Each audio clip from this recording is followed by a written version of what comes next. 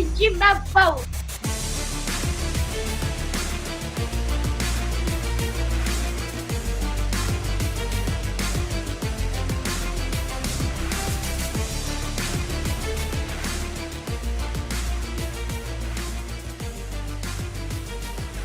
Court is in session with Ryan in Sacktown on If You Don't Like That. Now, Ryan in Sacktown. Oh, must be Ryno.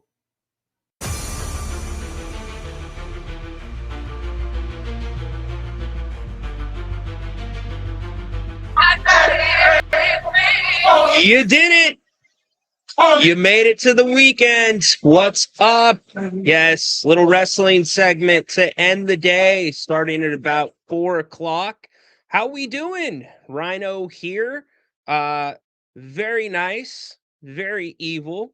Ryno rocking the Danhausen shirt today, which I had before he went to WWE. Let's note that. Look, we're kind of seeing the daylight, right? It's like, okay, sports are picking up. The Niners played last night. The Raiders played last night. We'll talk about the Raiders a little bit more in depth in a second. Got a couple of sports news stories today, the most significant of which still the King's schedule, those digesting it. If you weren't with us yesterday, we talked about it. I looked at it live and analyzed it live here on the show with you. And Grant and I did a 7:00 show last night. You can find those on Apple, Spotify, wherever you find your podcast. The King's Court with Ryno. Thank you for everybody listening there. Thanks for those in the chat. And let's finish the week strong, man. I'm getting excited. Football, Seahawks making a little bit of a controversial move, which you saw some foreshadowing about in the latest episode of Hard Knocks. So anything that you want to talk about, it's your show too. It's not just mine, it's yours too. So get in here. You can call the show using the link that is in the chat that I'll put right now. Also, the QR code that's on the screen. Fridays are usually a little lighter around here. We're not going to hammer you over the head with serious stuff and heavy stuff. We like to have a little bit of fun. So the team that I just mentioned, how are you feeling right now if you're a Raiders fan? I mean, I get it's one preseason game. It's not like it's anything to hang your hat on. But how about Fernando Mendoza and Kirk Cousins leading a touchdown drive last night? And how about my guy, also part of the jungle talent tree on a bigger part, JT the Brick, doing play-by-play for the Raiders on the radio. Very interesting there. Good job, JT. But dude, Mendoza, he looked sharp. First drive a little shaky, but to be expected.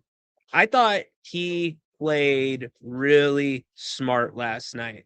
Times where he threw the ball away, times where he just got down because it's not worth taking the hit in the preseason. Also, Adam, you're walking around here asking people in the chat to acknowledge you. The hell do you think you are, Adam?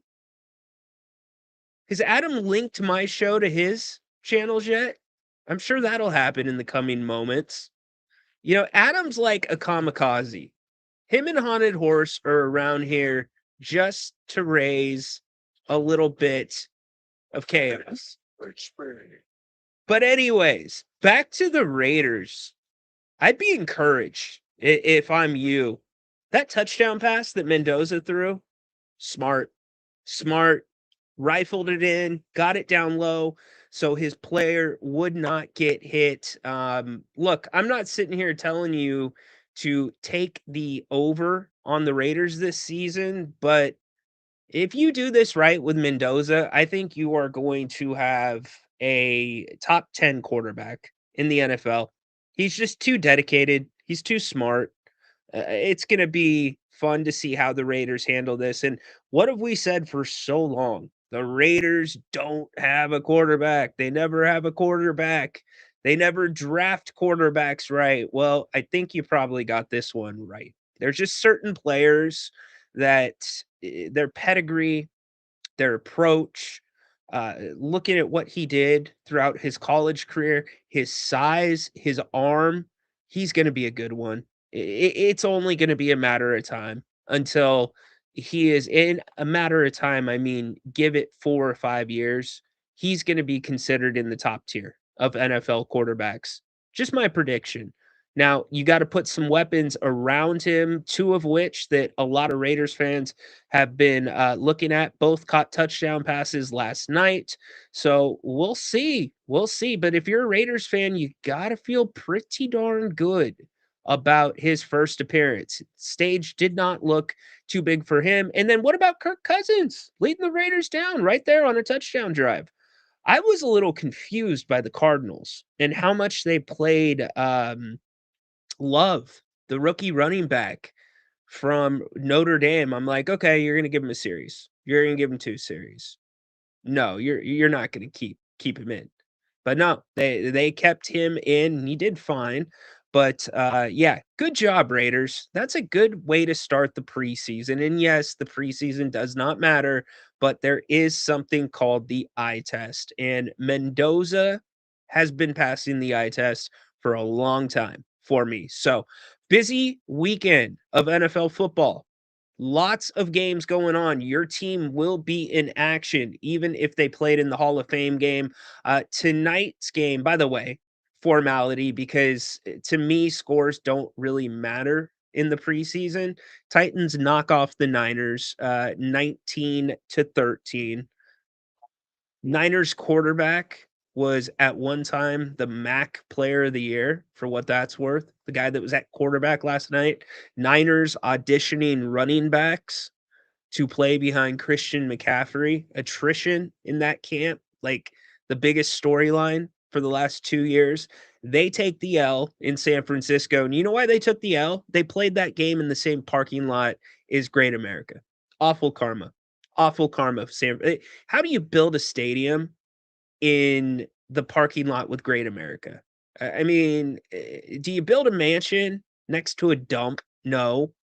What are you doing, Niners? Anyways, Raiders, they also lose 27-14. Tonight, here's your slate of games. Some of them will be starting up here in just a little bit. Broncos at Falcons, Bucks at Jets, and Dolphins at Commanders. Jaden Daniels in the news. We can still hit that if you want to talk about it. Still kind of a developing situation. Letting it breathe seems really odd for what we've seen of Jaden Daniels, but at the same time, we don't know these guys. You think you know these guys, and you don't. Or maybe you do get a decent beat on a guy and they change. Russell Wilson, for me, brought me back to the Seahawks. His story, his dorkiness, his awkwardness, somewhat like Mendoza. However, Mendoza's looking now back at Wilson was so much more genuine than Russell Wilson's. And by the time Russell Wilson gets to like year 3, year 4 in Seattle, which in year 1, year 2, dude was the first one in the building, last one to leave. They had to kick him out all the time. He gets divorced, he gets with Ciara, and by the time his time was almost done with the Seahawks, dude has his own locker room in Seattle. Chris Landry laid out how it just flipped like that with Russell Wilson. So with Jaden Daniels, I'm not going to make any big takes on what's going on with the LSU number 5 thing. Dudes are weird about their numbers, though. Dudes are really weird about their numbers. So we can hit that as well. I want to talk about Ohio State. And I really don't want to talk about Ohio State because there's something to me at Ohio State that just makes my skin crawl. Like I get the chill bumps. I get scared. There's only a couple things in life that do that to me. Huggy Wuggy is one of them. I don't know whoever created the Huggy Wuggy character, you've got some problems in your life. That thing is so weird and so creepy, yet the kids love it and it scares the crap out of me. And something at Ohio State really, really kind of creeps me out as well. So we'll talk about them here in a few minutes. If you did not hear Dennis Schroeder, excuse me, who would have thought he's on the move again? Reportedly, the Cavs are trading him for Terrence Mann to the Charlotte Hornets. Yes, that's 12 teams Dennis has now played for. Holy crap, man. What is it about Dennis? He just can't stick. It doesn't work. He actually played well in the playoffs for the Cavs, too. He's gonzo. It's a big contract, too. I am surprised. Well, the Hornets are in a better position to take that on, I guess. But that is a big contract for what you're getting in exchange during this CBA. King schedule. If you weren't with us yesterday, I'm happy to break it down again, or at least give you my big takeaways from the schedule. Grant pointed out a really good observation that I did not realize last night, but we can hit the schedule as well. Like I said, a couple other stories that I want to get to, but before any of that, what's up, everybody? Let's check in with all of you. How is your Friday? Patrick says, yeah, good stuff, man. Yeah, is that the comment today? Ding. Tristan, what's up, dude? Adam Uso Day. Adam has been you know, I might have to drug test Adam. I don't know what I'm gonna have to do. He's been a little off lately. What do you think it is? I know what it is. His girl just won the WWE Women's Championship and she's injured, and it wasn't her fault. So what, are we gonna have an interim WWE Women's Champion? BJ, what's up? Flores, happy Friday. Mendoza looked good. Reminds me of Andrew Luck a bit with his poise. Um, yeah, no, not I he does not scream Adam, or excuse me, Andrew Luck to me, but poise, yes, it seems to be there. The interesting thing is gonna be the Raiders keeping him off the field, because once you bring him on the field, there's no going back. If Cousins gets hurt, and maybe okay, let me walk that back for a second. If Cousins gets hurt and he's out for a series or 2, you can walk it back. But if it's something that's gonna be 4 to 6 weeks, you gotta stick with Mendoza. Additionally, if Cousins is playing terribly, you're gonna have to let that go to a certain threshold, because once you bring Mendoza in, you're not taking him out. You can't do that to a first or you can't do that to the number 1, excuse me, pick at that position. Okay, it's all about Adam Musso today. All right, fair enough. Let's see what up. Oh, see, you guys are saying hello to everybody. That's what I like. Hey, Paul, how you doing? Let's see. Did the Colts start Andrew Luck, or did they do the same thing as the Raiders? I believe the Colts started Andrew Luck right out of the gates. He was one of the few that really Russell Wilson too, who I just talked about a few minutes ago. BJ potentially going to the A's game tonight. Awesome. It's going to be hot. Well, actually, no, the weather's pretty good right now. Think Luck came in ready early. Not sure if he started. I think he did. I'm sure somebody will fact check me there.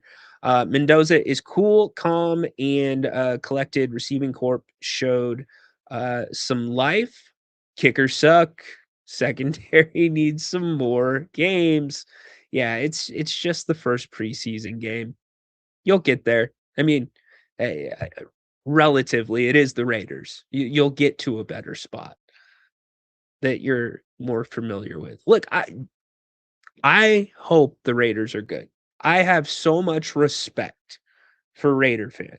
I think Raider fan is ride or die, good or bad. It's always the same. Like, there's some car that's buzzing around here in Elk Grove. It's a Tesla, and on the back of the bumper, it's 2 giant Raider logos. Who does that to a Tesla? I would not even put the, carpool sticker on a Tesla, but that's Raiders fan, man. Flags are always flying, sporting the tats. I believe the Raiders will have a better season than the Kings. We'll see. We'll see. Look, I think we're 2 down on the Kings right now. And I don't blame anybody for being 2 down on the Kings right now. You're coming off of the worst season. 42 years old. I know I'm not supposed to say my age. 42 years old here. Worst season of my life that I've seen from the Kings. And my earliest basketball memories began with the Kings, like going to games. So I think we're a little down. The Russell Westbrook thing, it changes a lot to me. It changes a lot. I am more encouraged knowing that it does not look like he is coming back. Not a shot against him, simply his style of play and the usage percentage that basically gets you off balance offensively. Parts unknown sighting today. I don't know, Tristan. I have not. I mean, I'll leave that to Adam. It has been a minute. I don't even know what season it is right now in parts unknown. Unfortunately, I would love to have him here. If you don't know who we're talking about, Nooch from Parts Unknown. Status unknown. There you go. Raiders finally really looks like they're on the right track. You're on the best quarterback and running back track that you have been on in a while. Be encouraged. Be encouraged. My new handle should be Wrestle Wilson. You're working hard there, Adam. Is there steam coming out of your ears right now, Adam?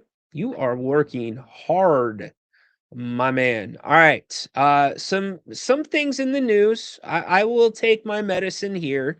The Seahawks have signed Terrion Arnold. Pretty controversial decision signing him. If you remember, Detroit cornerback or Detroit DB who got into trouble with the law. And it's not really like a little slap on the wrist kind of thing. It was a pretty ugly case that he is being accused of right now. There's co-conspirators. February 26, Arnold reported the theft of luxury goods, including Louis Vuitton items, Rolex watches, an $80,000 diamond chain, $80,000 diamond chain, cash around 100,000. Who needs 100,000 cash walking around? You don't need that. And other property totaling over $250,000 from an Airbnb in Largo, Florida. You especially don't need that if you are at an Airbnb that is not located in Vegas. Come on, man. But here's the thing. Florida prosecutors say he then directed associates to lure 3 men, including his personal driver. You have a personal driver, my man? Wow. To a Tampa apartment on February 4th, where they were held at gunpoint, battered, pistol whipped, and robbed. Investigators determined the victims had no connection to the original theft. Arnold is described as the primary conspirator.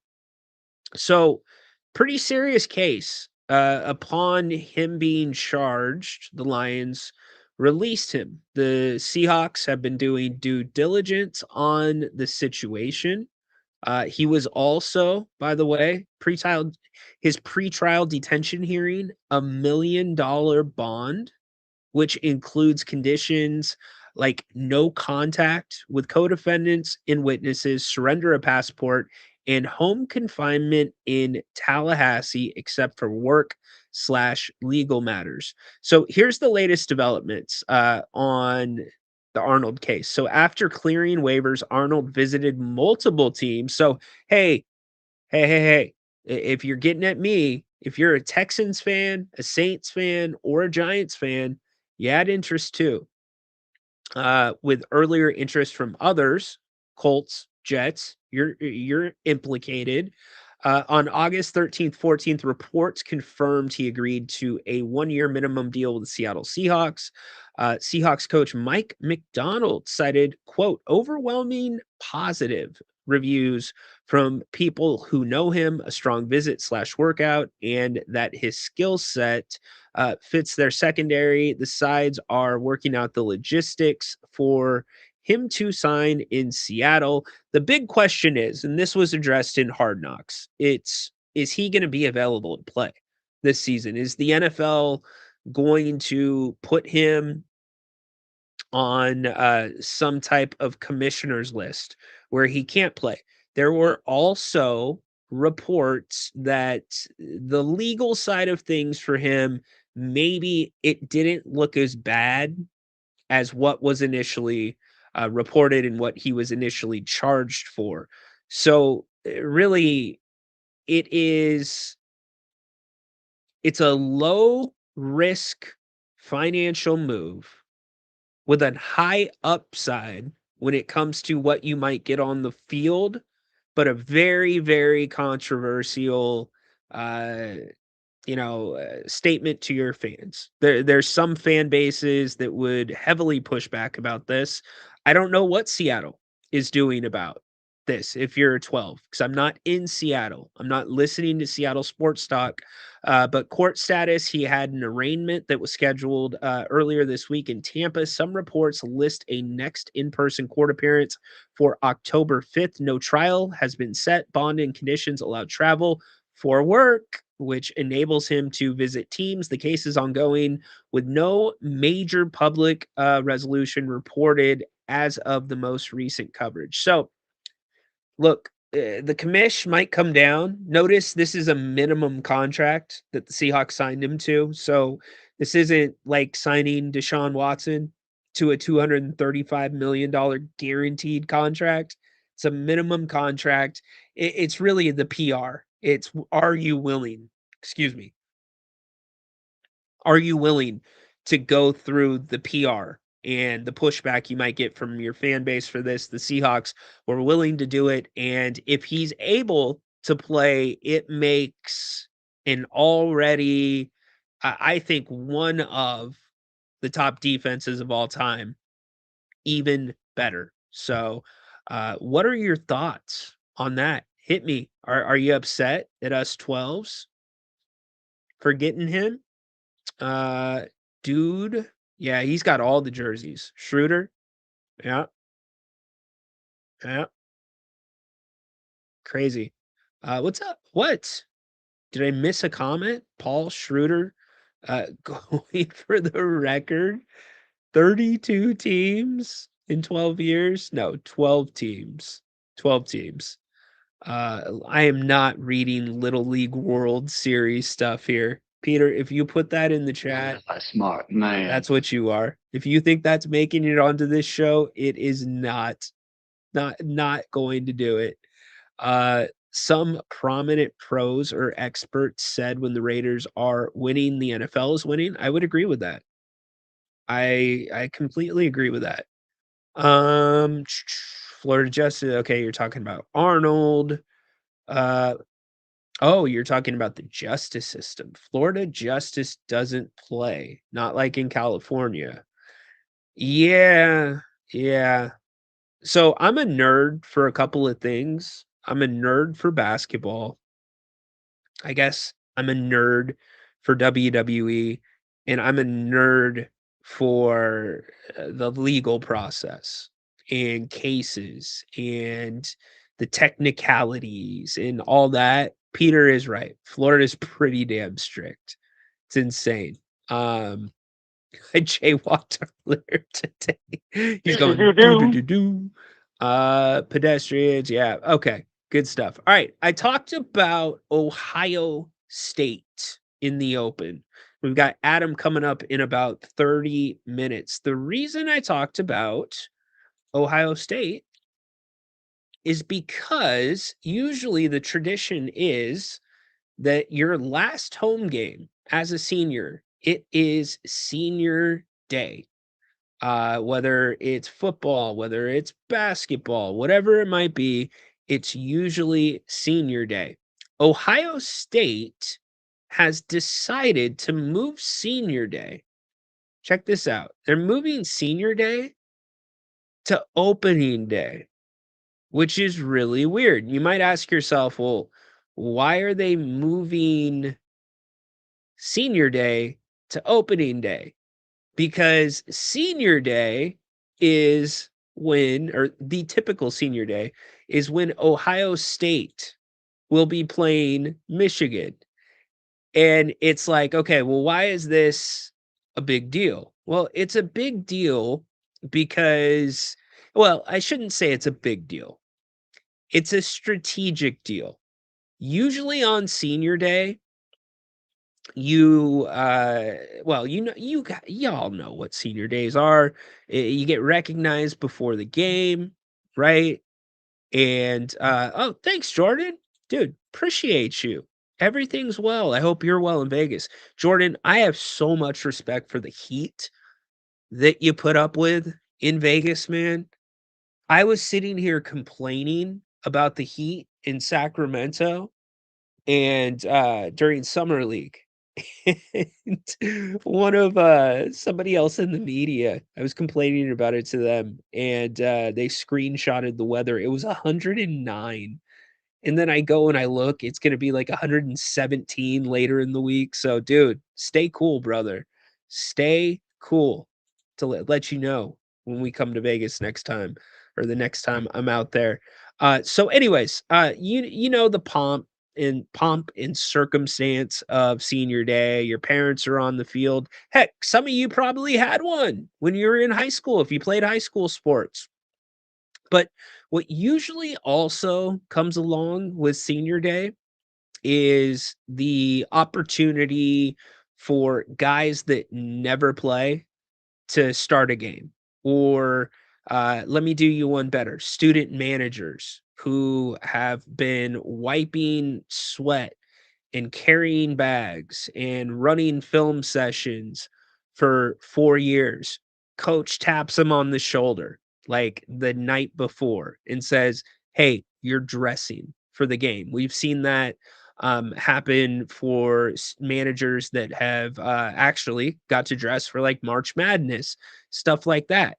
So Ohio State does not want to do any of those things. They don't even want the pomp and circumstance of anything distracting them away from the Michigan game. I think it's kind of crappy. It takes away from it. Hey, seniors, it's your first game of the season. Congratulations. Here's your big jersey. Give your mom flowers. Like, that part of it stinks because there is a lot of feels if you are, and remember, just because you're at Ohio State, that does not mean that you're going to the NFL.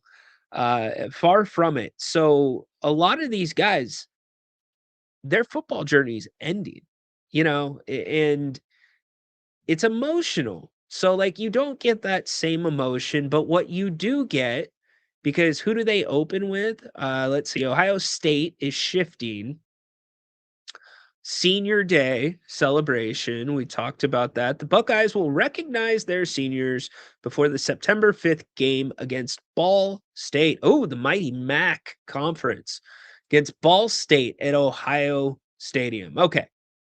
So the good part about this is if you're one of those players, you might get, or you're one of those managers, you might get the senior day where you also get some playing time. You might even start the game. Jordan's like, hate it.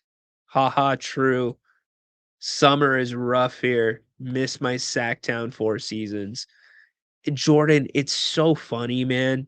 It I was spoiled in San Diego with the weather. Just spoiled freaking rotten. But I miss Sacramento weather. I missed the 4 distinct seasons. I also didn't like the fact that if you got, like, a regular day of rain here in Sacramento, down in San Diego, flooded everywhere. Because Mission Valley is just that. It's a valley. All the water comes into it. And yeah, but dude, stay cool. Hit us up when you're in Sacktown, brother. Would love we'll get you on Disconnect with us. People in the chat, fill him in on what Disconnect is. It's Discord. It's just a little joke there, Jordan. They made it up. Blame BJ. Don't blame me. There was Paul, I think. One of those two. So, anyways, with this senior day, you're going to probably get some guys that will get some extra playing time. And I get that. But the reason I didn't want to talk about Ohio State is because, one, I'm not a huge fan of Ohio State. I'm not. We already had to talk about them early. And I'm not a big Michigan guy either. Um, Paul, Ryno, we got a very, very young rookie point guard, a suspect head coach, iffy defensive players in addition to the brutal schedule. Paul's just ignoring what I'm saying. He's just running through my take. He's just stuck on the Kings. Yeah, disconnected Kings. Yeah, Jordan, we're launching, it's a membership only, but it's a Discord page. So would love to have you be a part of that. $20 for the entire season, and you get a founders t-shirt sponsored by Bennett's. So we're going to do some watch parties on there. We are also going to we're going to be doing a lot of stuff. We're going to have guests. You're going to get some exclusive content from me that you would not get on the King's Court. And it's because it's the season, because it's the grind, it's really where you're going to get more of this type of interaction, except it's not me talking to you. It's a digital place where we all meet, we get together, and we chat it up. We're going to have some guests. We've got a G League champion that already said they'll join us as long as it doesn't conflict with their basketball schedule. So yeah, hit us up. We'd love to have you in there. You can scan the Venmo code or the PayPal code. $20 will get you the entire season if you want to be disconnected with us on Discord. There's your line. Come get disconnected with us on Discord. That's the line. Boom. Got it. Nailed it. So love to have you there, Jordan. Anyways, back to Ohio State. I'm not really a big Michigan guy either. But like I said, Huggy Wuggy creeps me out. Kane, when he first debuted in the WWE and he was wearing that original suit and he ripped the cell door off, I was terrified of Kane for a while. And Ryan Day, man. Ryan Day scares the living crap out of me. It could be 120 degrees in Vegas where Jordan is at, and Ryan Day's face looks like it is frozen. Let me take it a step further. Ryan Day looks like a freaking human doll. If you don't think he looks like a doll, then he, at minimum, looks like a human disguise. You know those masks that people put over their face? Like you've seen Hollywood? Yeah, he looks like that. He scares me. I really like watching his interviews. I get uncomfortable.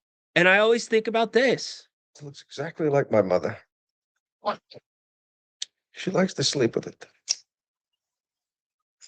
You were in bed with your mother last night? I felt like it. I tell you, this doll is pretty spooky. It's really freaking me out, man. I go to Seinfeld and I'm like, all I can think about is the doll Ryan Day's mother? Am I on an island here? Like, I just, what happened? Like, Ryan, my man, something changed about his appearance. He started wearing makeup, maybe? Like, I don't know what it is. In the beard, too. The beard looks like a glue-on beard. When I look at Ryan Day, I think of a very bad disguise from Undercover Boss. That's what I think about. And just like George having lunch at the coffee shop with the doll. Don't eat with your hand! Why do you eat so fast? You can't even taste it! Don't tell me how to eat. Still wearing that shirt? You've had it for 5 years already. Why don't you? Am I on an island here? What's wrong? And I don't want to bash people over their appearance, but I am genuinely confused. I don't know what changed. I don't know when it changed. And I know it's not me. I am not the only one that's like, dude, like you kind of jump back. Botox? Is that what y'all think? Upper cheek work and Botox. Okay, but what about the blush on the cheeks? Kind of like George's mom's doll. It's, I'm telling you, man. Is Ohio State just a really big episode of Undercover Boss? Like, who is actually Ryan Day? Who is coaching the Ohio State Buckeyes? Is that Herb under that in a bad disguise? Is it Tim Tebow? Like, who is that? Who is Ryan Day? Does Ryan Day even have a social security number? Now I'm gonna get in the weeds. I'm sorry. I'm not joking. Like, it freaks me out. Like, permanent makeup, the beard too, man. The profile shot of the beard, it all just looks fake. Super fake. Some people, I get that, but his cheeks are like that anywhere. They don't change. That's from Media Day, Tristan. Tristan, this is inside air conditioning. Media Day. That was just a couple of days ago. What do you think? That they're holding it in Jordan's backyard in Vegas? No. It's in a big convention center with a lot of air conditioning.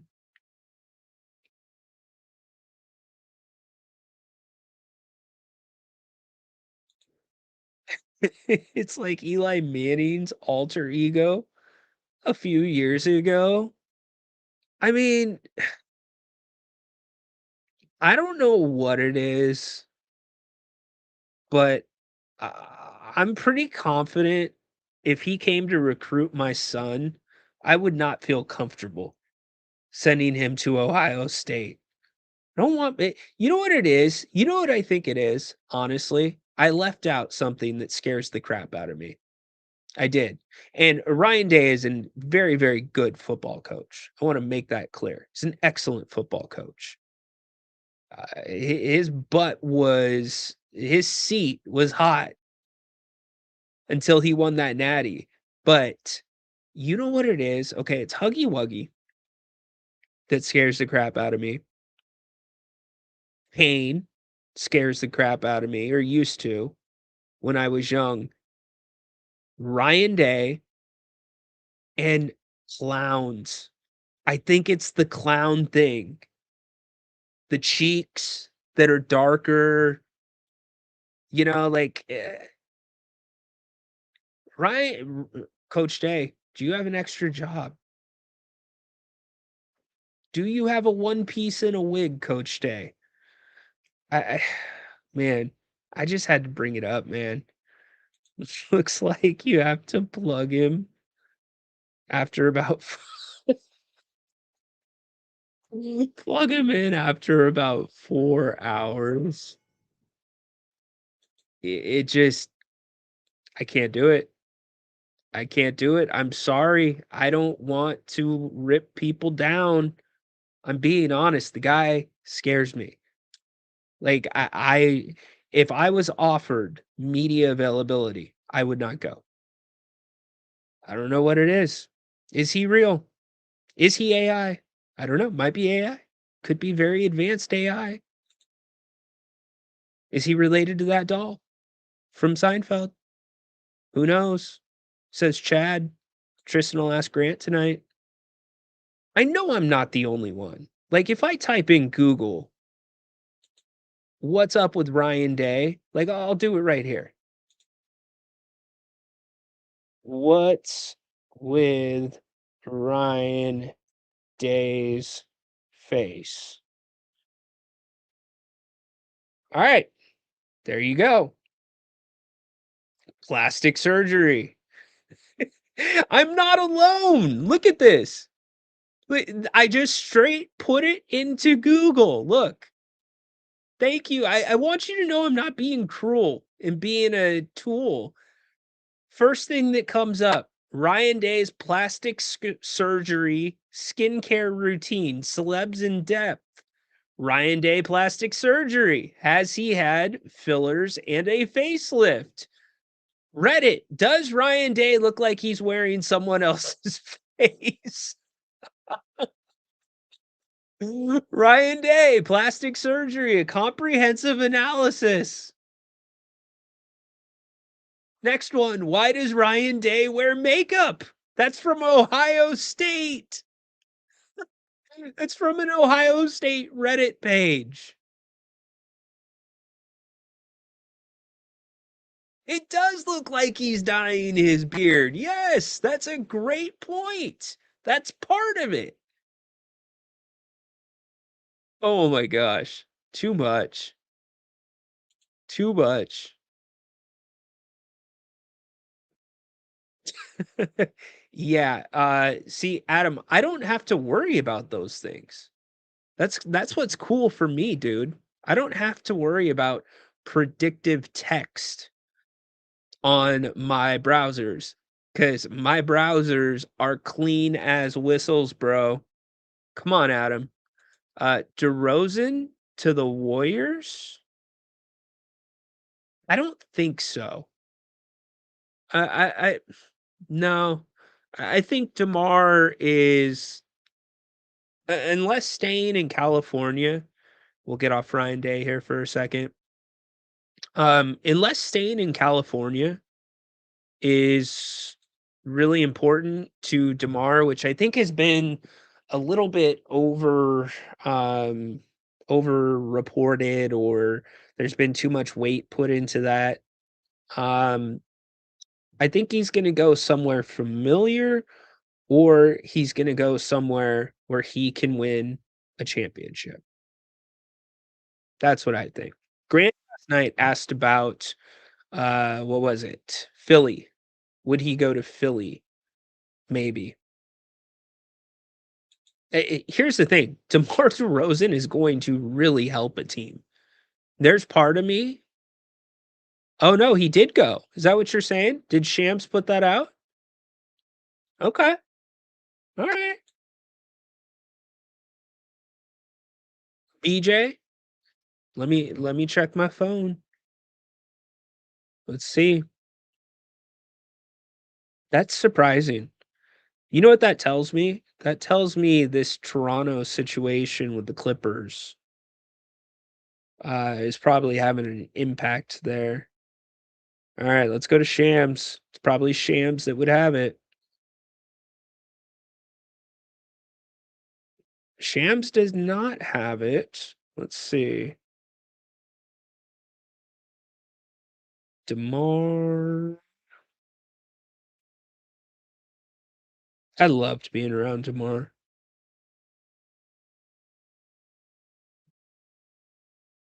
Yeah. Wait. BJ. BJ. BJ. BJ. BJ. BJ. My man. BJ. I'm not a smart man. BJ. It's okay. It's happened to all of us. Take another look at that Shams profile. Take another look.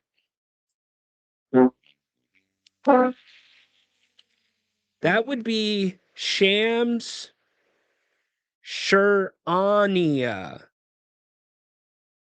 ESPN Senior Insider parody account. 25 followers. Following 25. 710 followers.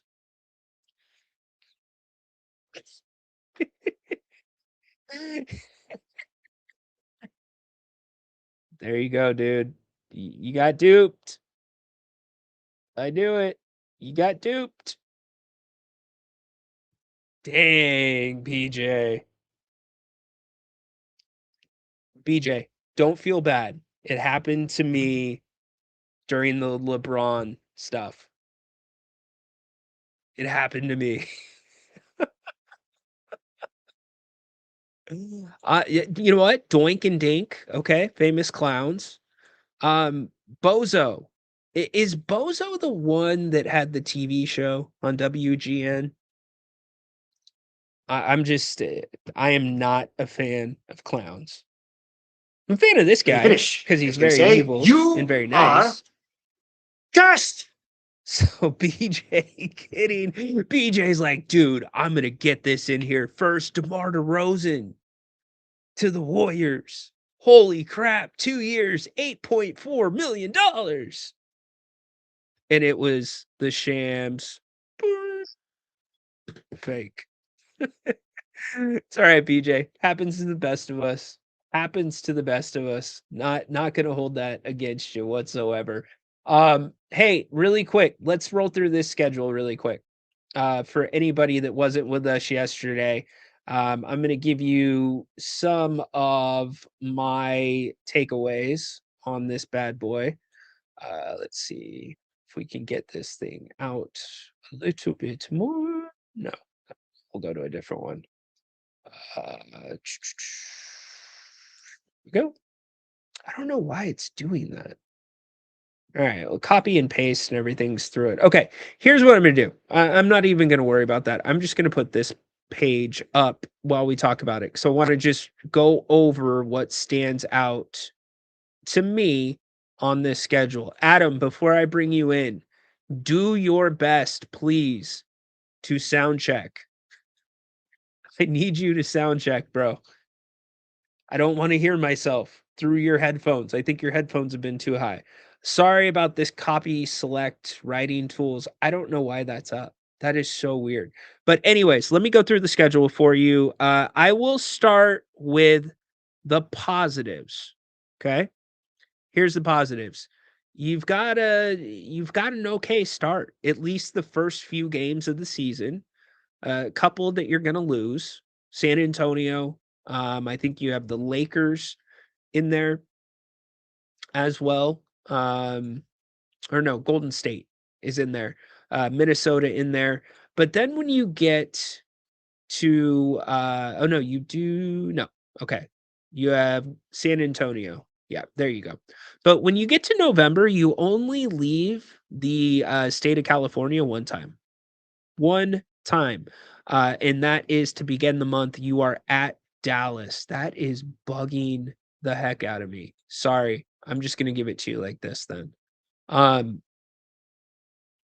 Let me go to my share page. You only leave the state one time.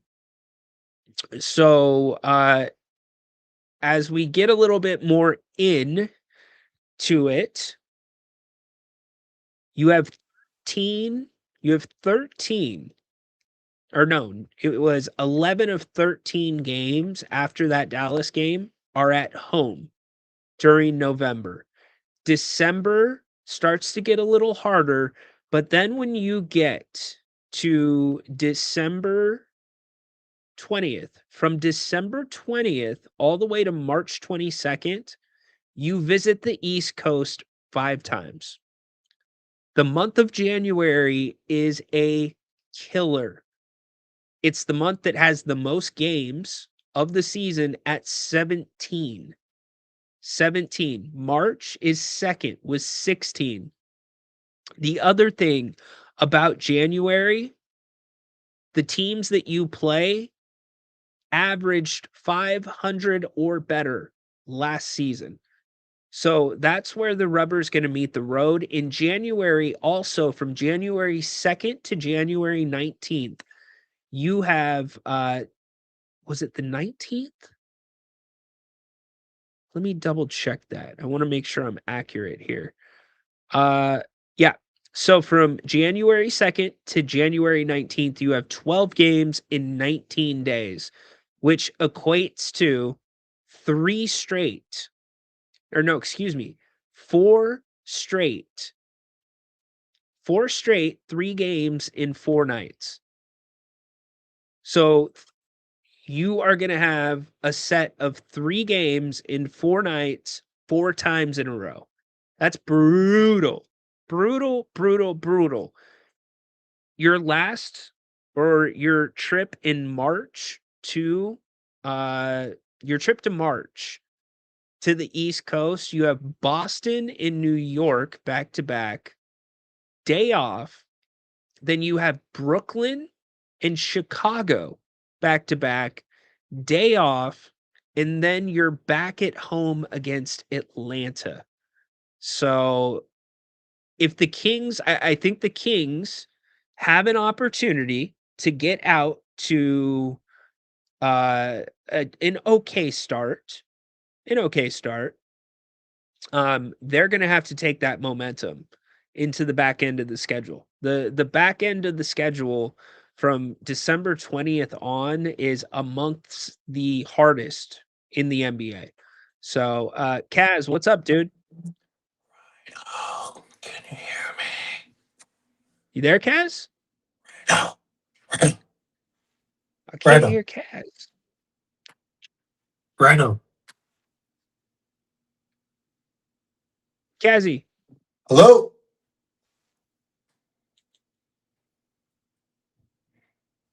I'm gonna have to take you down. I know all of you can hear him. I'm having the same problem as I did yesterday. I can't hear Kaz. What is going on? Hold on really quick.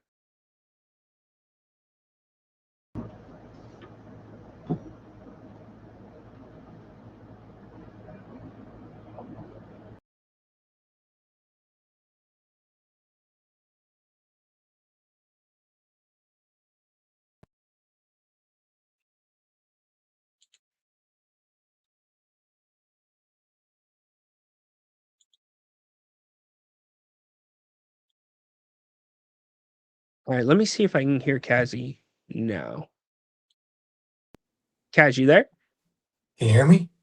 Yeah, I got you. Perfect. I can't believe I got that reset. Awesome. What's up, brother? Dang, that was weird. No, I was like looking at the schedule, thinking about this season. Ryno, like, I really don't think 35 wins is out of the ordinary. Oh, I do. For real? I yeah. Yeah, I don't see 35. A spectacular season for this team would be anything between 30 and 33. Okay.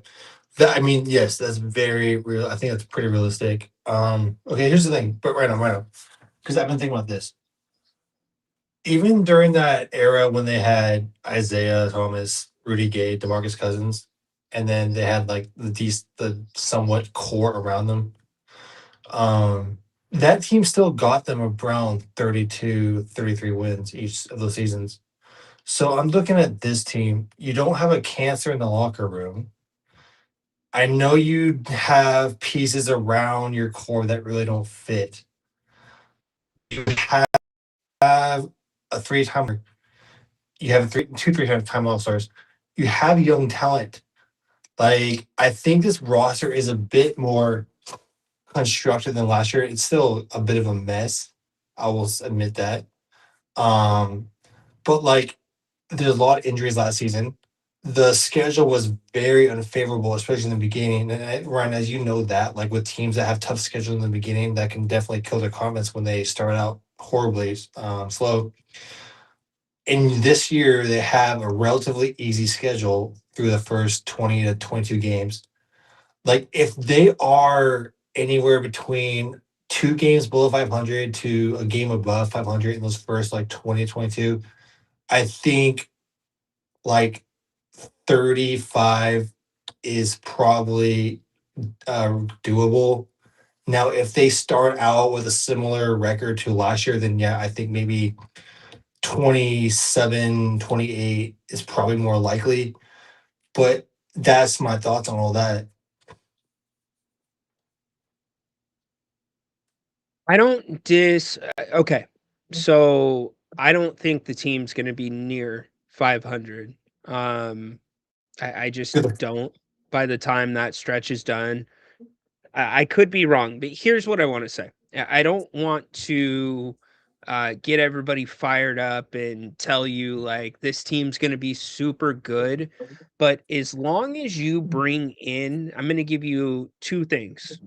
Number one, as long as you bring in a backup point guard like a Gabe Vincent, a Victor Oladipo, and Okay. I'm not convinced actually, and I'm one of the few that's saying this right now. I'm not convinced Emmanuel Sharp can't run the point either a little bit. But Really? as long as you bring one of those guys in, um, this team, if they stay healthy, or at least relatively healthy and completely out of the neighborhood that they were in last year to Mhm. start the season, the quality of basketball that you're going to see is going to be so much better. You're going to see ball movement, you're going to see cohesion for the most part because you don't really have that one guy that thinks they can do it all on this team. And that's more conducive to Doug Christie's style. So I think people are going to be pleasantly surprised with what it looks like. Now, does it produce the wins? I think you're over 22.5 still, even with this schedule. Oh, I I think this hammer team the 20. I think this team will easily win over 22. Easily. I mean, something very catalytic has to happen, like the same amount of injuries as last year.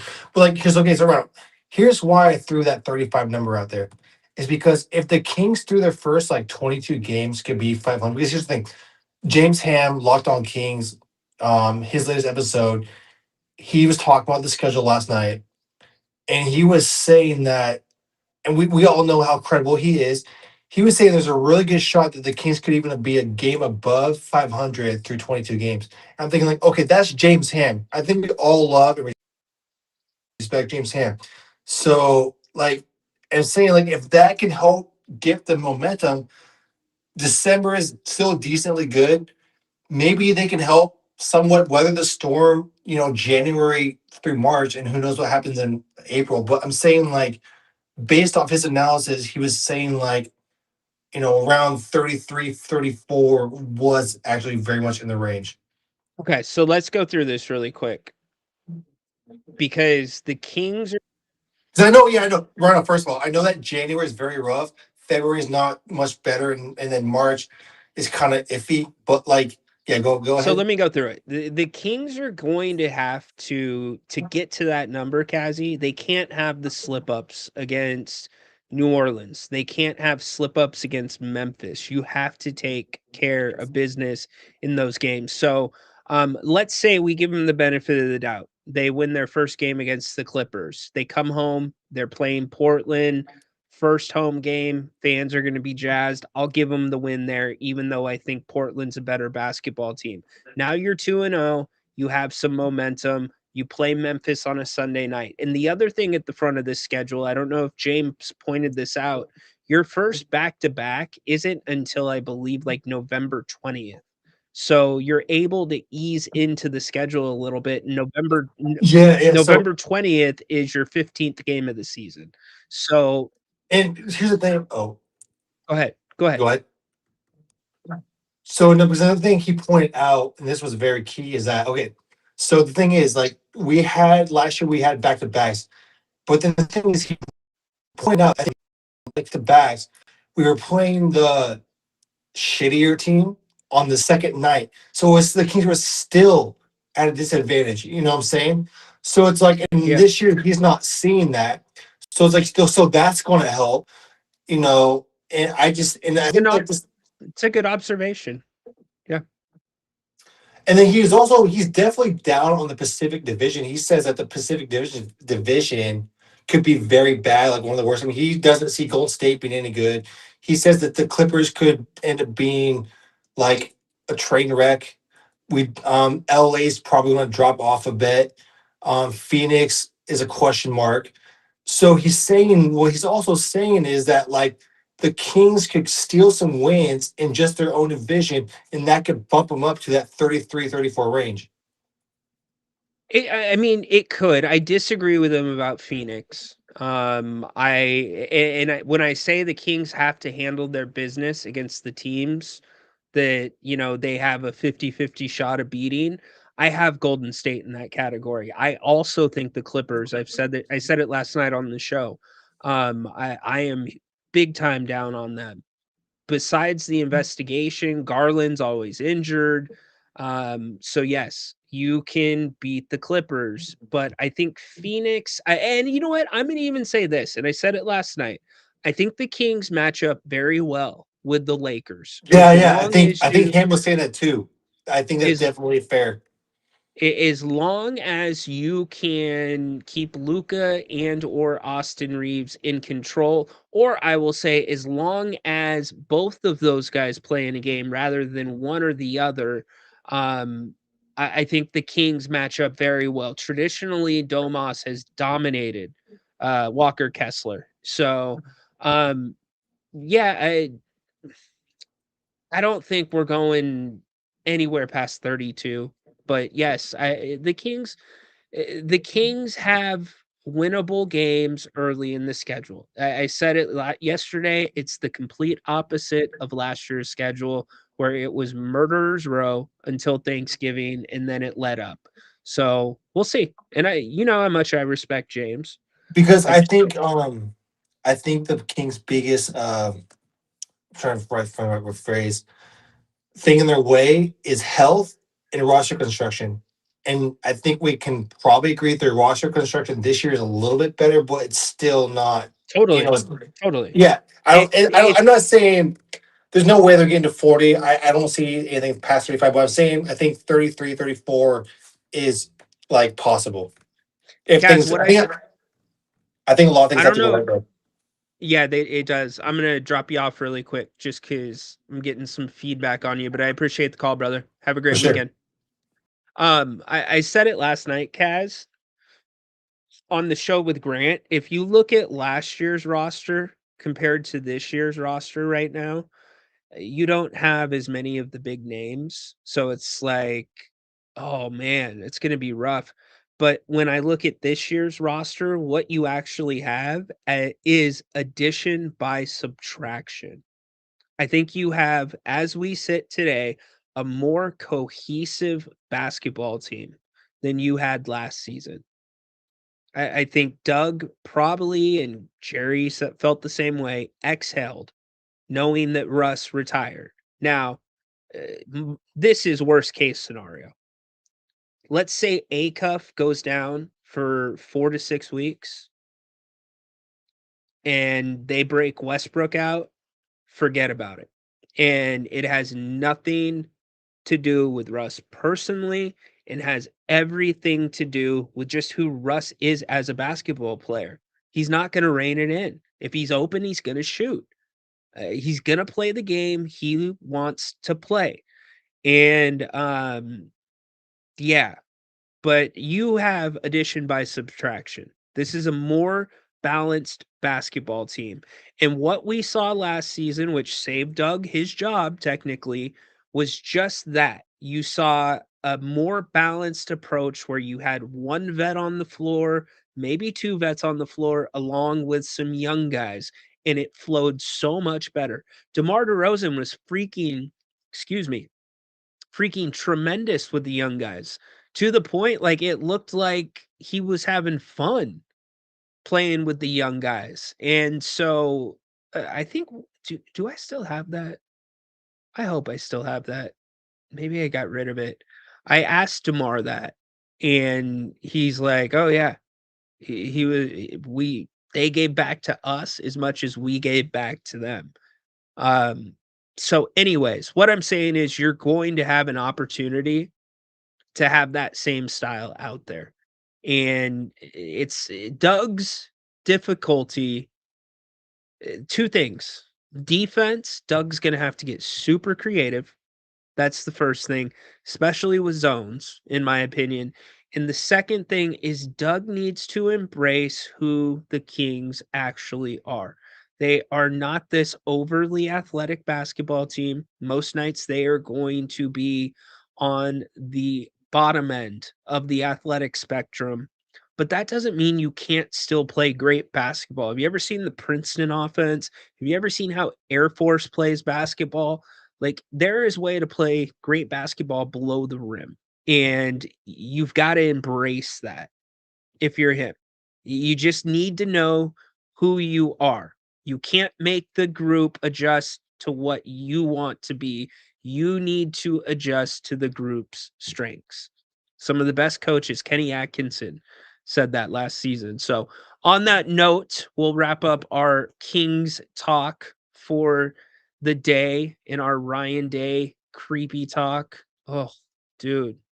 And BJ getting pranked about DeMar DeRozan signing with Golden State. It's time to talk some wrestling. Let's hopefully have his tech working. Oh, he's got his Undertaker urn today. Adam, what's up, dude? Oh, he's going Paul Bear. Okay. My Undertaker! My Undertaker! You will find a casket, and the Undertaker will put you in it.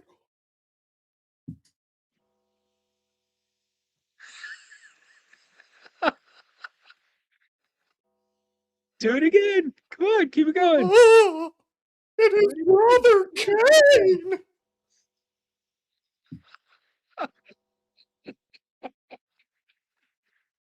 Good job by you, dude. Your impressions are top notch. I got to give you credit for those. Top notch. Hey, thanks, man. I try. What's up? How's your week been? Trying. Pretty uneventful, man. How about you? Eventful. King's schedule came out. So, business picks up a little bit for sure. But all is good, man. Excited to be talking some wrestling. Super bummed out about Chelsea Green and wondering what the heck they're going to do about that, because I was listening to the what's his name? Stevie, help me out, Richards. Stevie Richards podcast, and he has broken his orbital bone before. And he said, like, you literally feel like a broken rib, you feel everything. So what do you think they're going to do? Reports are that they will not drop the title off of Chelsea, so that's good. And I don't think they should. Like, whatever, figure it out. I don't know, but you have a bigger problem with Rhea Ripley on your hands, who's out for 6 months, or I'm assuming. But you can't give the title up from Chelsea like that. You just can't. She's the people's champ. My problem is it wasn't her fault. And I think it's a big issue, but it's not going to be as much in the spotlight. You've now like basically in back-to-back events, if you're Fatal Influence, you've broken Brie Bella's shoulder and now you've broken Chelsea Green's face. Like Yeah. let's be real about it. Outside of JC Jane, the other two are super green. Yeah. So, what are they going to do? It'll You're be not worried? interesting to see what they do with them. Yeah, I'm with you. I think Laney Reed is probably the more green out of the three. No pun intended there. But at the end of the day, this is poor booking. This isn't Laney Reed's fault or Fatal Influence or anyone's fault. It's WWE's fault for putting her in a stupid match where she lost after winning the title. You're supposed to make your champions look strong coming off of a win. And you did the exact opposite with a brand new faction that just got called up that beat her and your other US title champion, Tiffany Stratton. That's stupid booking. She should have never been in that match in the first place. And that's what the problem is. It's not the injury, it's the problem that they booked her like crap. Did they did. Sorry. Uh, Get that off my to chest. to Cammy really quick because they're spot on. Dude, Cammy, you do not. From my computer screen, your screen name is not a clown, is it? No, it's not. Okay, we're good. I'm like, dude, are you trolling me? He's spot on, or they're spot on about JJ Redick and what they do with the zone defenses. That's actually what if I'm Doug Christie, and that's why Jerry and I were talking about it. There's a lot of it doesn't even have to be exotic. You just change the look a little bit different and he's spot on too that teams are so stupid and slow to react to zones sometimes, and that gets you an extra 8-9 seconds off of the shot clock, and it's how you can hide some bad defense. So I love that. Spot on. Good basketball IQ right there. Also does not like wrestling, but I love the old times with WWE. That was a show. Come on, Cammy, let's talk about it.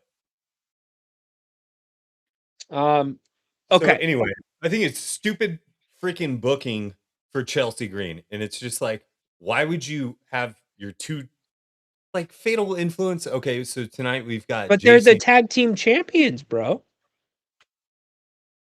So That's why what? you do it. That's why So you do are it. R-Truth and Damian Priest. Fair enough. But Damian Priest and R-Truth are not being pushed like Fatal Influence is being pushed. The fact of the matter is, you do not book your the champion of the women's division. You do not book her in a tag team match after her win to lose to a bunch of NXT call ups. I agree. It's stupid booking. I agree with that. What's going Figures on with she shouldn't even have had a match on Monday or Friday, whatever. Braun Breaker and this comatose, Love all it. pissed off that I'm not the future of WWE? I kind of Doesn't like it. work for me. Oh, really? Because it works for me. And I like it because the whole thing has been, since he came to WWE, again, kind of, he got booked like crap. But then Obafemi comes in and gets, blockbuster matches with Brock right out the gate. And so I like it is teasing reality. We'll see you later, Yeah, have a Paulie. great weekend, Paul. Appreciate you, man. You see the difference in how they book the two. And, you know, whether you agree with it or not, I think we can both agree that Braun and Oba are the future. and those guys are going to have matches. I would assume that we are going to have like epic rivalries with Braun and Oba in 5 years or something, whatever it is, right? So I do love that like sort of little insecurity of his where he's like, "Oh, well, I was the dog. You like him?" When he asked Byron Scott, oh God, Byron Saxton. Byron Scott's a Byron different one. Scott. uh, but he asked him, I'm not a "Do you smart think man. Obafemi's better than me?" Well, that's what Brock Lesnar, or that's what Paul Heyman said, or whatever he said. Um, so I like it because you got to do something. You got to get Braun angry enough to leave the Vision because that thing is off the rails. The Maxine Dupree and Austin Theory stuff makes me uncomfortable. Um, he's got to go. He's got to toss those freak shows into the toilet and get rid of them. Icebox, you stole my next question. What the heck, man? Been telling you, man. Dude, the whole like that was the best spot on Raw, maybe of the year. This is your warning shot. Bow. And then Solo's ducking. Okay, yeah, that's all good. We're Everybody on the okay up. back there?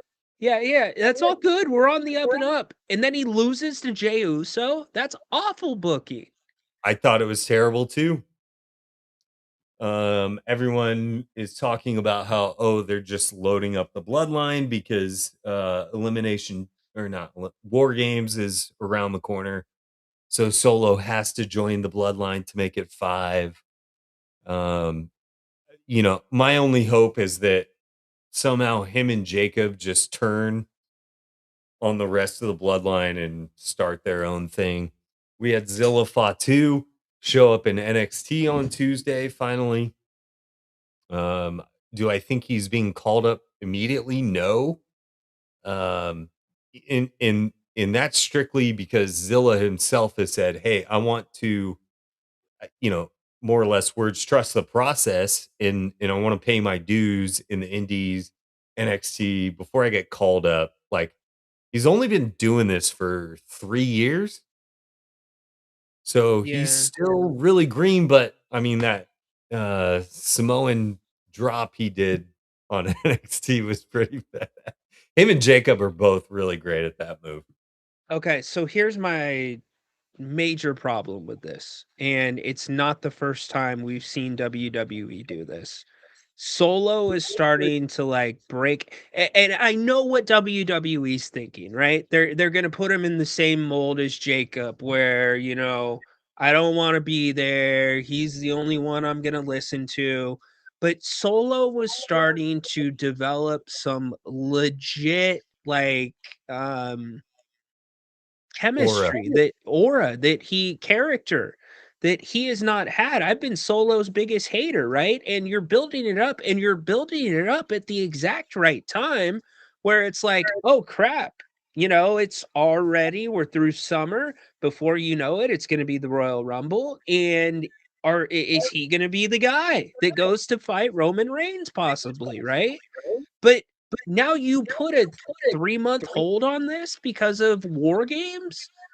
You're losing it. When you have it, you can't just stop it and go away from it and think it's gonna come back. Like it's LA Knight in a nutshell.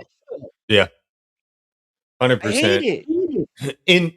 In like where were we at? What 2-3 years ago at Elimination Chamber when Punk joined or teamed up with the Bloodline? I'm not gonna say joined, but teamed up with the Bloodline. Then you have that moment where Roman like puts his arm in front of the cage and he's like, "You're not going yet." So you could have done something like that, right? Like mixing a third party into the Bloodline just to team with them. I'm with you. Like Solo it's should like be leading a team in against the Bloodline. yeah. In my mind, I think eventually Solo will become our tribal chief. And I'm great with that. But is it Zilla and Jacob versus Roman and the Usos, something along those lines. I think you still need more to the story. We still have Tala, Tonga, and uh, uh, Tama Tonga, right? Am I Yeah, I think so. Tama, He- Tala? Here's the thing. What? He has not done anything lately. Like he took the freaking pin at SummerSlam, right? Or no, was it? Yeah, Yeah, yeah, he you're took right. the pin at SummerSlam. You've got Solo who's getting, I'm not going to say red hot, but he's warming up. And He was then the best thing on the show on Monday. you have Jay Uso beat him. Like It's it just makes no it, sense. it didn't make sense. That's exactly it. Like it's not anything anyone wanted, and I know that we aren't always going to get what we want as fans and viewers, but they it feels like what WWE does is they understand what we want the most and they give us the exact opposite sometimes. Okay, I agree with that, but the line that But it not for crosses. good. Okay, here's the line that it crosses for me though. It's like this is like legit dude's like life, right? And he's finally finding something and you're stopping it. Yeah. Like you're stopping his push, and I know their thing is, "Oh, it's gonna get him over even more," but it's gonna hurt him too, sitting there next to Jacob and having to follow orders. I mean, is there any way you can get Solo out of this, I guess? Is there a Jacob and Solo split before you There get has War to be Games? some sort of turn. Like I think Solo's got to get in Jacob's head and be like, "Hey, we're only here because we lost a match. But if we teamed up, and maybe that's where you bring in a Royce Keys and LA Knight. If we teamed up, we can beat Roman and the Usos. They're old. Like, I don't know. I just it sucks because we we were enjoying this version of Solo so much, and we haven't enjoyed Solo at least the first year ish, maybe beyond. He was just the tough guy, didn't talk, enforcer, thumbs up, bow. Samoan fist or thumb or whatever he calls that thing. Spike. And it's just like, can we just have what we want when we want it once? Like they gave us Chelsea, but this Solo feels like Chelsea to me. It's not a bad analogy. I don't know. Maybe he wins Money in the Bank. I don't know. Anyways, I just I just shook my head at that, and I know that's the reaction that they want. It's like you're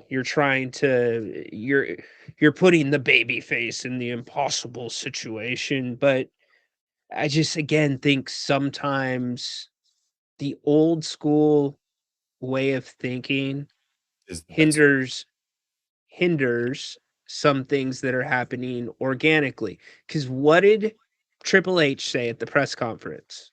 It's It's SummerSlam. gonna be huge. It's gonna be epic. It's No, no, gonna be no, unlike anything you've no, ever seen no. before. He said New era. 99% of the time.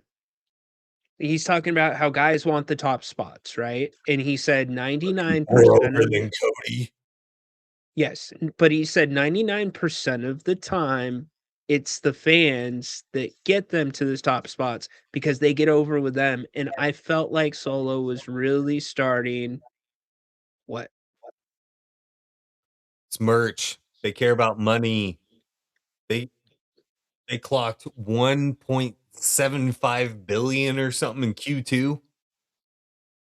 Like record earnings in the last quarter. It's all about merch. It's all about tickets. But they don't have any merch for Solo. They don't have any merch for Gunther. They don't have any merch for Chelsea. They have merch for the people that they want to push to you.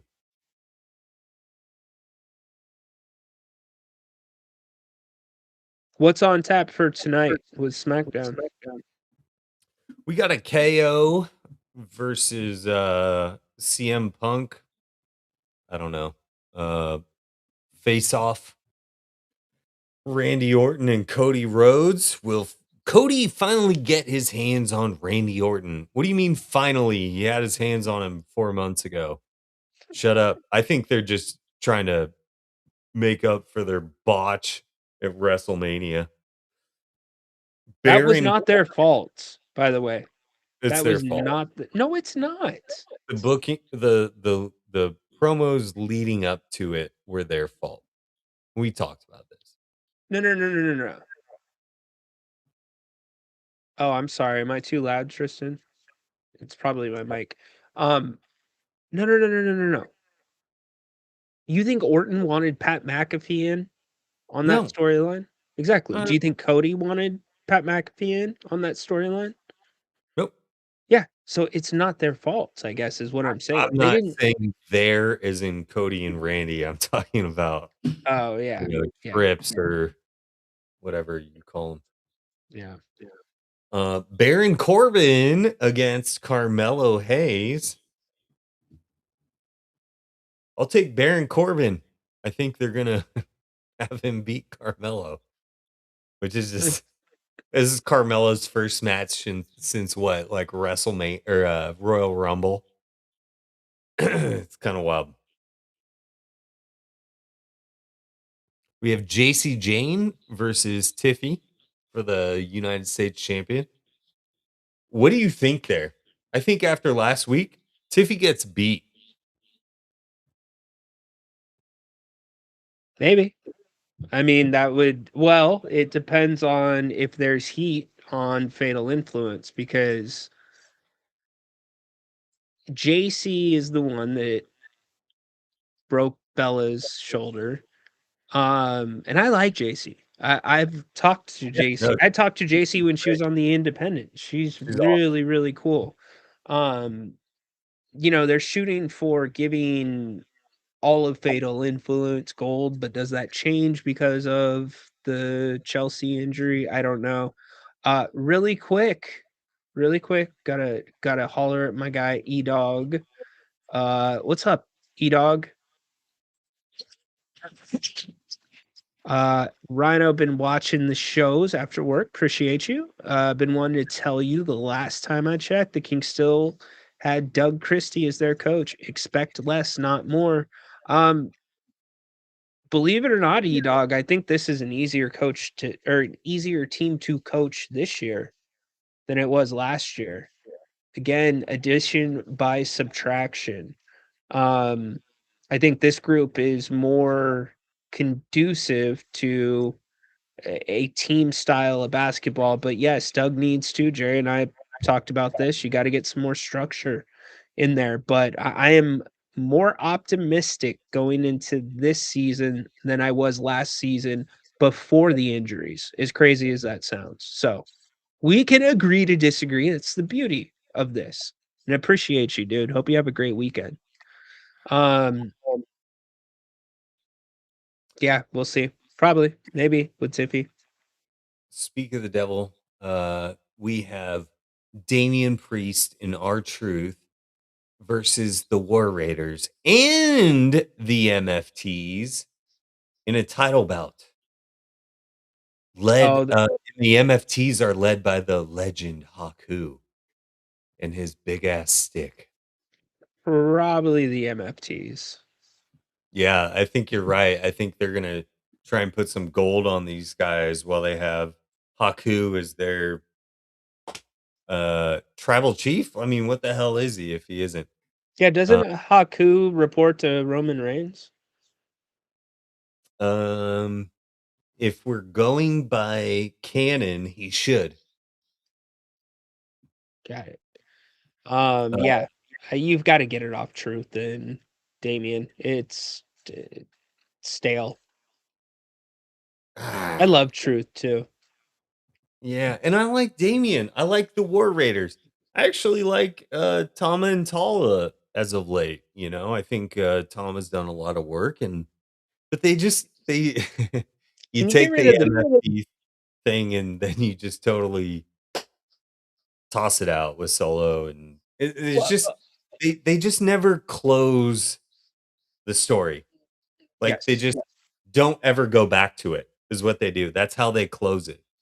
Oh, we're just never gonna talk about that thing again.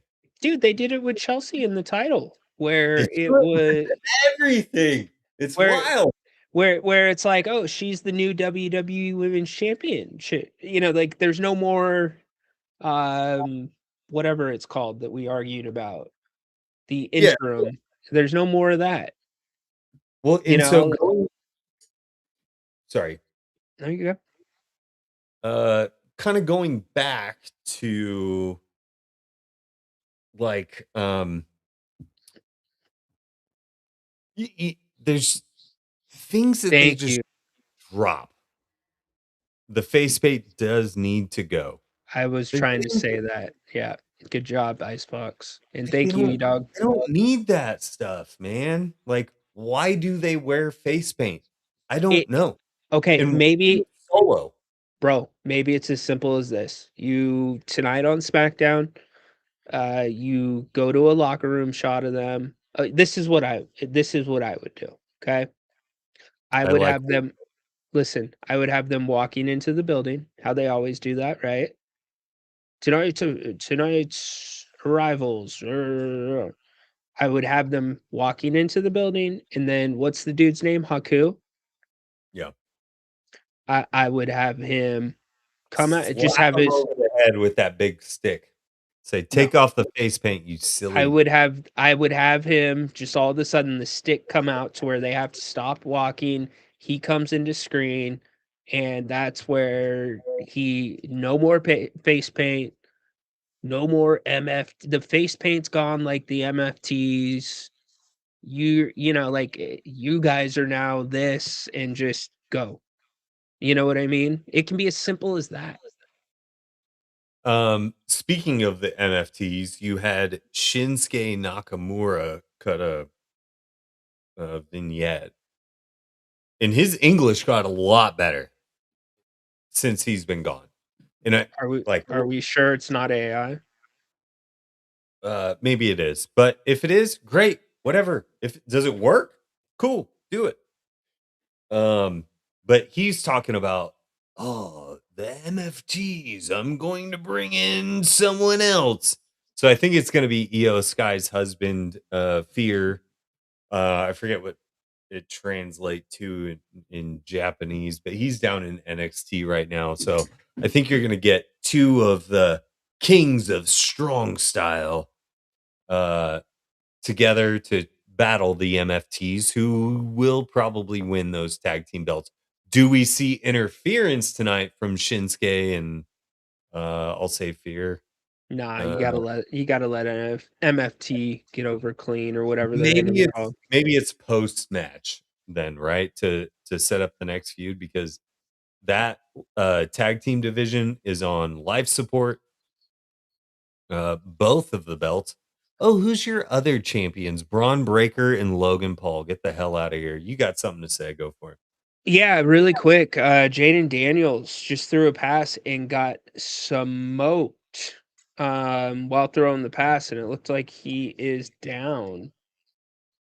Well, good for him. He should have never left the Arizona State Sun Devils to go to LSU, because I'm a devil for life. And if you turn your back, these Come on, hoes bro. ain't loyal. You're rooting for players to get hurt? No, I said that's just what he deserves. Oh wait, no, excuse me. Hold on. Hold on. Okay, so Tua, there's that No, play. that's Hold not on, hold on. Oh no, it was Marcus Mariota. Of course, he's always hurt. That dude's always hurt. Oh, Marcus. And Even Tua, Twitter. like Tua, I'll show you where Tua is going to go by the end of next year. Hold on.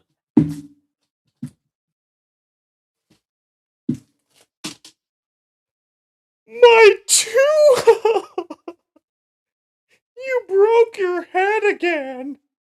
You can't throw the football. Oh, the defensive back. Oh.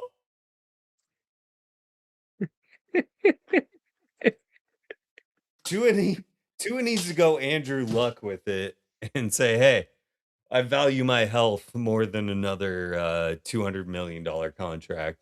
Well, that's Chill the out, thing. bro. There's not another $200 million No, contract. I mean, he had one. technically it's his choice, number 1, but number 2, I would argue stop. This is not a political show. I would argue the damage has been done with Tua. Like, I don't, The damage has been done. you know, maybe there's going to be research that comes out. I know they're looking to try to find ways to fix or mitigate CTE while you're living, or at least identify it. Um, and maybe something changes down the Yeah, road. But and here's the other thing: Atlanta, not, or excuse me, Miami filtered their entire offense for him to get the ball out of his hand quicker. And you know who's not doing that? Atlanta. So, and it's also why Miami was losing. So, anyway, dude, uh, this dude's a beast. What's his name? Something. Oh yeah, Braylon Allen. Dude, you know what? He's gonna be a sleeper in fantasy if the the running Jets back. score. Yeah, Braylon is a I mean, he's been in the league for a while, right? no. He's only a second. This is his second or third year. He's young too. He's super young.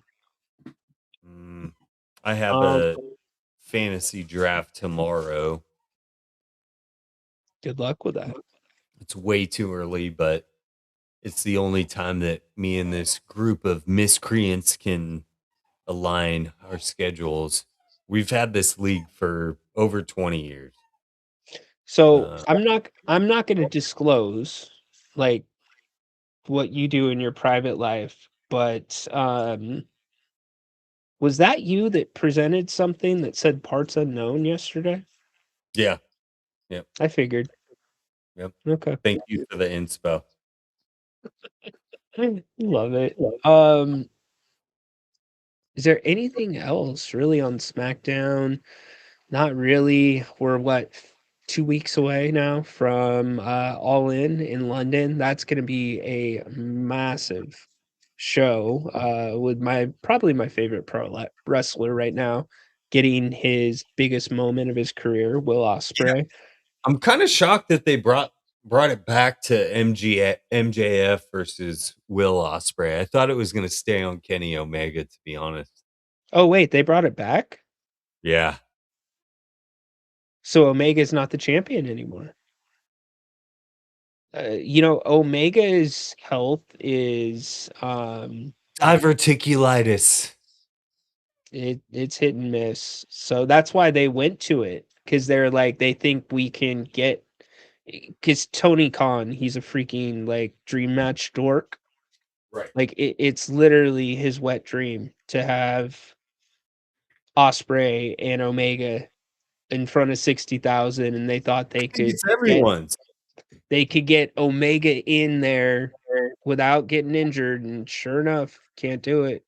Well, Um, especially in front of a British crowd, I think they would appreciate that matchup more. I think the US crowd would like the MJF one, but no, I think that crowd reacted well to MJF, but they would have reacted better to Kenny. You're right. Was Tua playing tackle Pee Wee football as a kid? Pee Wee football needs to stop having tackling in it. I don't think it does anymore. No, I it don't know. does. Okay, E-Dog, let me meet you in the middle. This is actually a really good conversation. I was having this with Joe Davidson on Fox when we were there.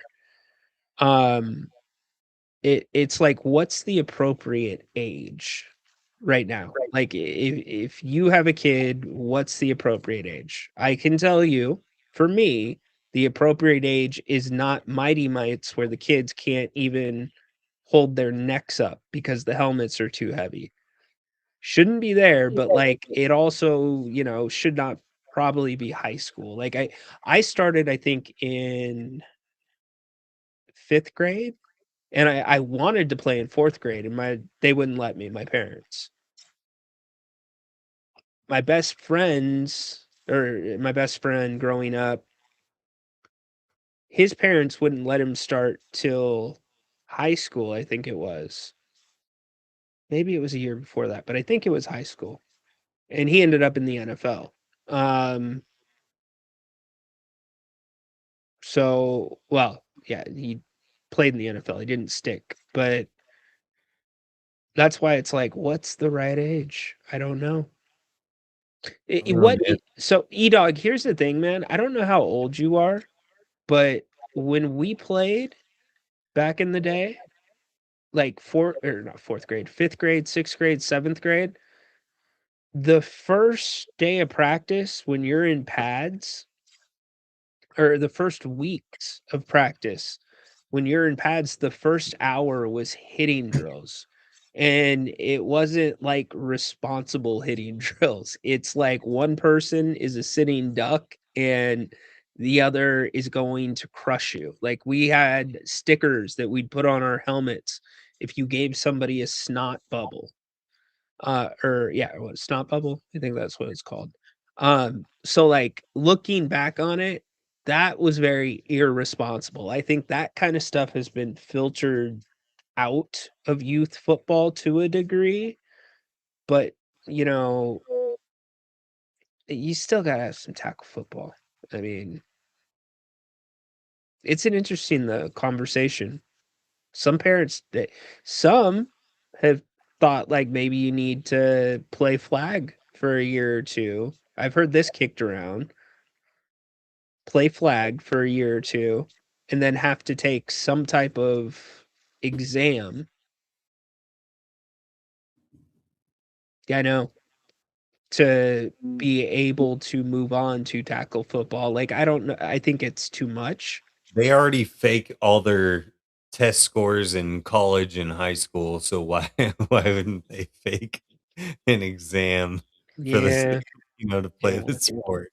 It was Uh, so weird, like growing up, man. Like you had 4 divisions. You had junior peewees, peewees, junior midgets, and midgets. I Um, I think we need to reduce the amount of padding in helmets. Like, let's go back to leather helmets. You're less inclined to go spear someone uh flying at their head with your head helmet to helmet if you only have a thin patch of leather and a piece of your grandma's pillow to protect yourself. I mean, maybe Edog says, It would be "What's the more. skill development for tackling though? Is that too much Yeah. of a learning curve to learn how to Look tackle?" No, look at okay. rugby. Like, it's still violent sport, but they're more conscious of how they tackle. Yeah, no, E-Dog, you're spot on. You have to and I think that's what they're trying to hammer into the kids. It's fundamental tackling, keep your head up, um, etc. And instead of using other kids on the team as tackling dummies, they're using the bags and there's so much different tech these days. Um, the classic debate that I would always get in with my dad was uh, pro players. They wear less pads.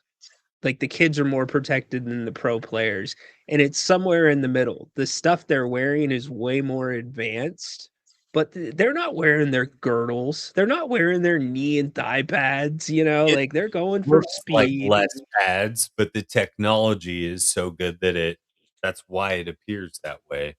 But I mean, some of that stuff probably feels like Iron Man's suit, and I can do whatever I want in this thing. Yeah. You remember like the old linebackers? I think even Mike Allstott used to wear that like big thing, but like that car seat headrest behind his neck. Yeah. Yeah.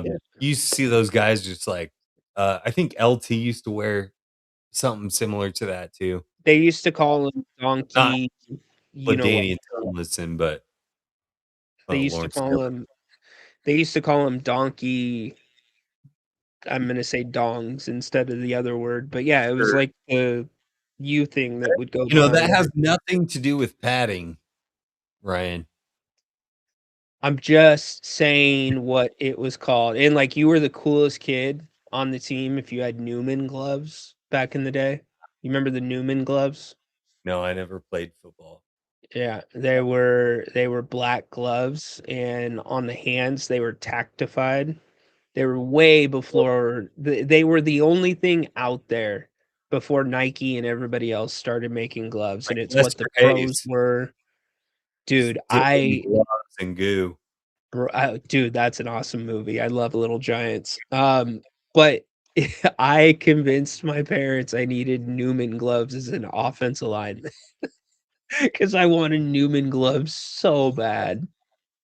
But then it's funny because then I just thinned out and I got fast and got put with skilled kids.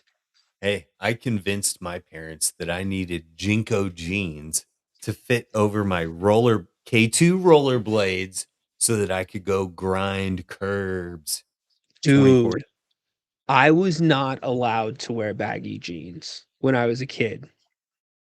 So, but my grandma Bo lived with us for like the first 14 years of my life because my dad's a pilot. He was traveling a lot.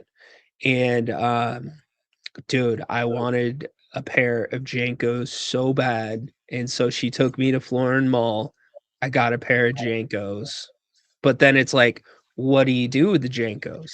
Because you can't Put your wear them wallet around in. you can't wear them around mom and dad. And I know my grandma Bo died. She got taken to the woodshed, not literally, but for taking me to get the Jankos. And I pushed her pretty hard to get those Jankos. So yeah. The Jankos, and then what about the GT bikes? Had a GT bike with the gyro. Had the GT dyno, like chrome silver.